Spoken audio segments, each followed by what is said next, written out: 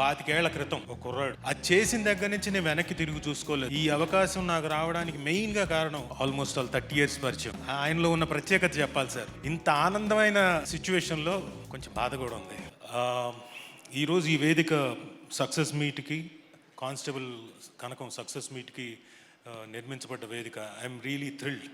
నిజంగా నాకు చాలా ఆనందంగా ఉంది. ఎందుకంటే నేను ఈ సక్సెస్ ఇక్కడికి రావడానికి, ఈ వేదిక మీదకి రావడానికి ముందు కథ చెప్తాను. 25 ఏళ్ల క్రితం ఒక కుర్రాడు స్వప్న బ్యానర్ అనే దాని మీద ఎదురుగా ఉన్న దత్ గారు అలాగే రాఘవేంద్రరావు గారు వాళ్ళు ఓకే చేస్తేనే నేను ఆ సినిమాలో స్టూడెంట్ నెంబర్ 1 అన్న సినిమాలో సత్య అనే క్యారెక్టర్ చేశాను. అది చేసిన దగ్గర నుంచి నేను వెనక్కి తిరిగి చూసుకోలేదు సినిమాల్లో. I never looked back.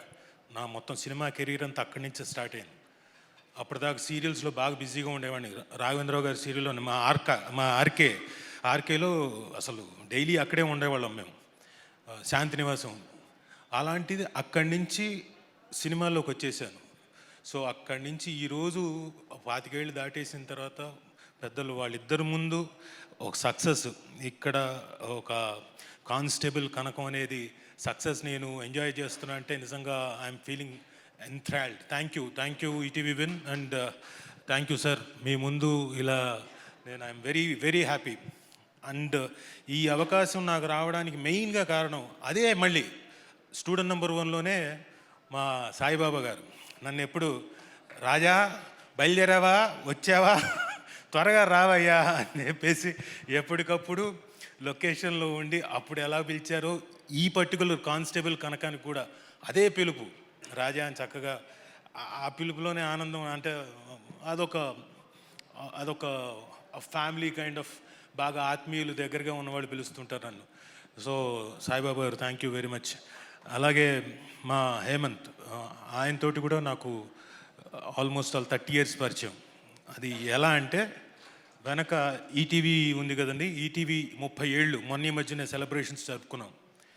అయితే ఈటీవీతో పాటు నా అనుబంధం కూడా 30 ఏళ్ళు. అప్పుడు నాకు హేమంత్ గారు అక్కడి నుంచి పరిచయం, అంతకుముందు నుంచా అప్పుడేగా. అప్పటి నుంచి ఇప్పటిదాకా మళ్ళీ ఆయన ప్రొడ్యూసర్గా నేను ఇందులో మళ్ళీ కానిస్టేబుల్ కనకంలో యాక్ట్ చేయడం నిజంగా నాకు చాలా ఆనందంగా ఉంది. Thank you Hemant garu. శాంతినివాసం కూడా yes of course right. So second success. Student number 1 చేయలేదు కదా, but okay whatever. So I'm happy working with you as a producer. And next మా Prashanth Kumar Dimmala, director with the substance, so confident. తన subject మీద confidence తోటి first season ఎంత suspense maintain చేశాడో, ప్రతి క్యారెక్టర్ని ఎస్టాబ్లిష్ చేస్తూ తీసుకొచ్చి మమ్మల్ని, అంటే మీ అందరినీ అలా ఓటీటీలో అలా సీజన్ మొత్తం బింజ్ వాచ్ చేసి అలా చేశాడో. మీకు hats off sir, kudos to you. నిజంగా మీ కష్టానికి సక్సెస్ ఈరోజు సీజన్ 2 తర్వాత మీరు, I think you are the only person ఫుల్గా ఎంజాయ్ చేస్తుంది. అండ్ ఈరోజు ఈ పర్టికులర్ స్టేజ్ మీద season 3 chapter 3 coming soon in theatres, only in theatres అని పడ్డం ఆయన ఇంకా బాగా ఎంజాయ్ చేస్తున్నాడు. మేము కూడా we are really very very very happy. Plus అక్కడ పక్కనే ఉన్నాడు మా డిఓపి. ఆయనలో ఉన్న ప్రత్యేకత చెప్పాలి సార్. ఆ సాయి శ్రీరామ్ అండి, లొకేషన్కి వెళ్తేనే మాకు చాలా ఆనందం. ముందు హలో గుడ్ మార్నింగ్ శ్రీరామ్ అనగానే సార్ గుడ్ మార్నింగ్ నవ్వుతుంటాడు. పొద్దున ఎలా నవ్వుతూ ఉంటాడో రాత్రి 9 అయినా 9:30 అయినా నవ్వుతూనే ఉంటాడు. నేను అనుకున్నాను ఎక్కువ శాతం వర్ష గారిని చూస్తూ అలా చేసేవాడు. నేను అనుకున్నాను చచ్చే అలా ఉద్దేశం కాదు, వినండి వెయిట్ ఐఎమ్ టెల్లింగ్ నో.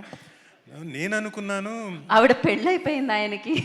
అవునండి, అదే నేనేమి వేరే పూర్తిగా వినండి ఫుల్గా. ఎస్, నేను అనుకున్నాను హీరోయిన్ కదా, హీరోయిన్కి మాత్రమే అలా నవ్వుతున్నాడేమో అనుకున్నాను.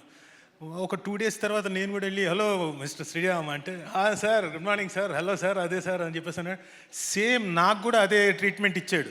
కాబట్టి నాకు అప్పుడు అర్థమైంది నాట్ ఓన్లీ అమ్మాయిలకే కాదు అబ్బాయిలకు కూడా నవ్వుతూనే ఉంటాడు, ఆయన సమానంగా అందరినీ చూస్తాడని.